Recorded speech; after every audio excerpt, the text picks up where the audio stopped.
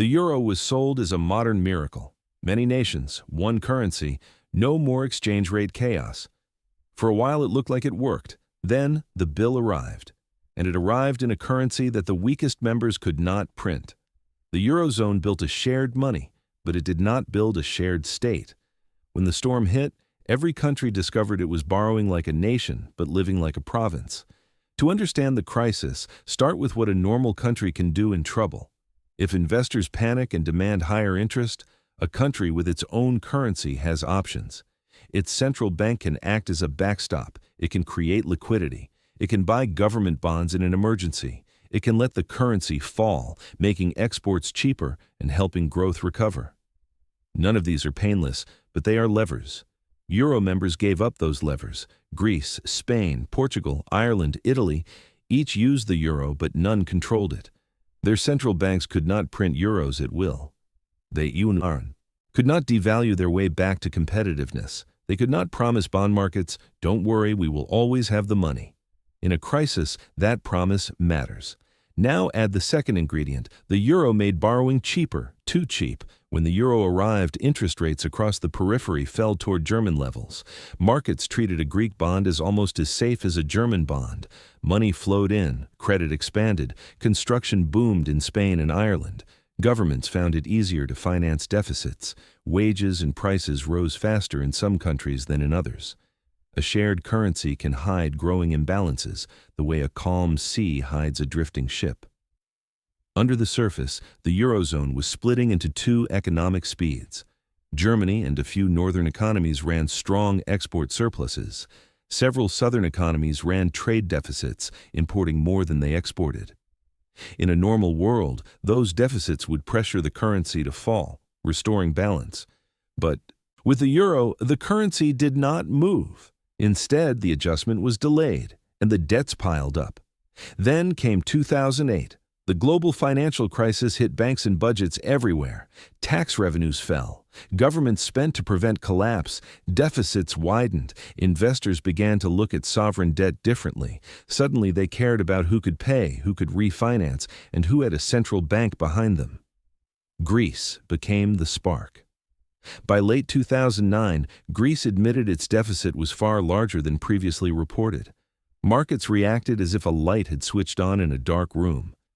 If one country's numbers were worse than believed, what about others? Greek borrowing costs rose. Higher costs made the debt harder to service. Harder service made investors demand even higher costs. The spiral began. In sovereign crises, confidence is not a mood, it is the interest rate. By early 2010, Greece was shut out of normal borrowing. The Eurozone faced a choice it was not designed to make. Either let a member default and risk contagion, or create a rescue mechanism and admit that the currency union needed fiscal solidarity. They chose rescue, but reluctantly. Greece received a bailout package tied to austerity, spending cuts, tax increases, and structural reforms. The logic was to restore confidence by shrinking deficits. The reality was harsh. Austerity in a recession deepened the recession. GDP fell, unemployment rose, and the debt burden became heavier relative to a shrinking economy. Cutting a deficit is easier on a growing economy than on a collapsing one. The crisis spread. Ireland's problem was not initially government overspending, it was banks. Irish banks had financed a massive property boom. When it burst, the state guaranteed bank liabilities to prevent panic. That turned a banking crisis into a sovereign crisis. Ireland needed assistance in 2010. Portugal followed in 2011. Spain's banks were strained by property losses. Italy, with a large stock of debt, became vulnerable when markets questioned whether it could refinance at reasonable rates. The fear was not that Europe was running out of money. The fear was that refinancing would fail. One auction, 1 week, one rumor at a time. In this crisis, the Eurozone wasn't fighting bankruptcy. It was fighting a run. A run usually means depositors lining up outside a bank. In the Euro crisis, the run happened in bond markets. Investors sold sovereign bonds. Yields rose. Rising yields made the debt path look unsustainable. That pushed yields higher still. At the same time, money moved from weaker banking systems to stronger ones. Deposits flowed from Greece and Spain toward Germany and the Netherlands. The system began to fracture internally. You could see the panic in a single number: the spread. A spread is just the gap between what Germany pays to borrow and what a weaker country pays. When spreads widened, it was the market saying, "These euros are not equal." That was the paradox of the euro: a single currency, but different levels of fear. Because countries could not devalue their currency, they were pushed toward internal devaluation. That means cutting wages and prices inside the country to regain competitiveness. It is slow, politically painful, and it hits ordinary people first. Businesses fail before prices adjust. Unemployment rises before exports recover. For many voters, it felt like being told to get poorer in order to become solvent. The rescues created a new cast of characters: the Troika, the European Commission, the ECB, and the IMF. They arrived with checklists and deadlines. In return for loans, countries accepted reforms and austerity. Some reforms were needed, but the timing was brutal because shrinking budgets during a downturn can deepen the downturn. Meanwhile, the ECB tried to keep the financial system breathing. It offered banks huge long-term loans in operations known as LTROs, giving banks euros, when markets would not. Earlier, bond buying under the Securities Markets Program signaled support, but it was limited and controversial. Every half measure kept the euro alive, yet reminded everyone that the architecture was unfinished. In 2012, Greece went through a major debt restructuring, forcing private bondholders to take losses. It was a quiet admission that some debts could not be paid in full without destroying the economy. Spain, facing banking stress, received assistance focused on its banks. Ireland stabilized and eventually exited its program, showing that recovery was possible, but only after years of contraction. As money fled south to north, payment systems inside the Eurozone did something unusual. Central banks accumulated large internal claims and liabilities, a sign that the Union was financing itself through the plumbing. Most citizens never saw those balances, but the direction was clear. Trust was migrating. Europe improvised new tools: temporary rescue. Funds were created, first the EFSF, later a permanent ESM.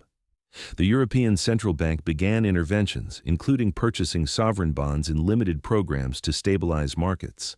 But Europe was divided on the meaning of intervention. Some leaders feared that backstops would reward irresponsible policy. Others feared that without a backstop, the euro would break. The euro crisis was not only economics, it was a moral argument disguised as accounting. By 2012, the danger peaked. Market pressure on Italy and Spain threatened the entire currency union. If those large economies lost market access, the rescue funds would be overwhelmed. The euro itself would be questioned. And once a currency is questioned, capital flees first and explanations come later. Then a single sentence changed the trajectory. In July 2012, ECB President Mario Draghi said the ECB was ready to do whatever it takes to preserve the euro, and that it would be enough. Those words mattered because they implied a backstop. The ECB could, if necessary, prevent self-fulfilling runs by standing behind sovereign bond markets. In a panic, credibility is a weapon, and sometimes a sentence is stronger than 1 trillion euros. Soon after, the ECB announced the outright monetary transactions concept: conditional, potentially unlimited bond purchases for countries under a program. The mere existence of a credible backstop reduced yields dramatically. Spain and Italy's borrowing costs fell. The run slowed. But the pain did not vanish. Unemployment remained high. Youth unemployment in some countries reached levels that left lasting scars. Politics fractured. New parties rose on anger at austerity and at distant decision-making. In Greece, the sense of national humiliation grew. In northern countries, resentment grew over paying for others. When money is shared, blame is shared too, and blame travels faster than funds. The crisis had a second act: banks. Because countries did not control their own currency, their banks were tightly tied to their sovereigns. If a sovereign looked weak, its banks looked weak because banks held sovereign bonds and relied on sovereign support. If banks looked weak, the sovereign looked weaker because it might need to rescue them. This feedback loop was called the doom loop. To weaken that loop, Europe moved toward a banking union. common supervision, resolution rules, and a path toward shared protection. It was incomplete, but it acknowledged the design flaw. A currency union without a robust financial union is vulnerable. A dramatic example arrived in Cyprus in 2013, where a banking crisis led to capital controls and losses imposed on large depositors. It was a reminder that deposits could be trapped inside borders, even inside a currency union. The euro removed currency borders, but crisis rebuilt financial borders overnight. Then came 2015 and the climax in Greece.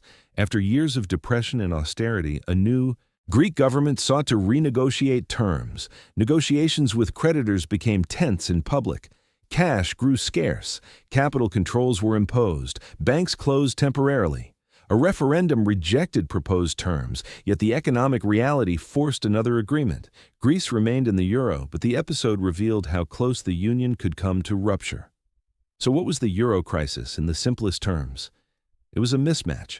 Countries shared a currency, so they borrowed in a currency they could not create. They lacked a central fiscal authority that could transfer resources quickly in a downturn. They lacked a unified banking backstop at the start. When fear rose, the system behaved like a set of emerging markets with a foreign currency. Except the foreign currency was their own. The Eurozone discovered that a currency is not just coins and notes, it is a promise about who stands behind them. The crisis ended not with a clean victory, but with a new equilibrium. The ECB became, more clearly, a backstop. Rescue mechanisms became permanent. Rules tightened. Banks were supervised more centrally. Yet the core trade-off remained. A shared currency demands shared responsibility, and shared responsibility demands political consent. Europe also tightened its rules. New fiscal compacts and surveillance tried to limit deficits, while the ESM became a standing fire brigade with clearer procedures. Banking supervision shifted toward the ECB, and resolution rules aimed to make future bank failures less catastrophic. These changes reduced panic, but they did not erase the central tension. A monetary union asks for shared insurance, yet shared insurance requires shared politics. The euro survived because institutions moved, slowly, toward unity, and the ECB learned to backstop bond markets under extraordinary historic political pressure. That is why the euro crisis is more than a European story. It is a lesson in design. If you build a house with one roof, but many separate foundations, the first earthquake will test the seams. The euro survived, but it survived by changing, by adding supports it did not have at birth. And the final lesson is this: financial crises often look like math problems, but they are really trust problems. In Europe, trust had to be rebuilt not only between borrowers and lenders, but between nations that suddenly realized they were tied together by more than a coin.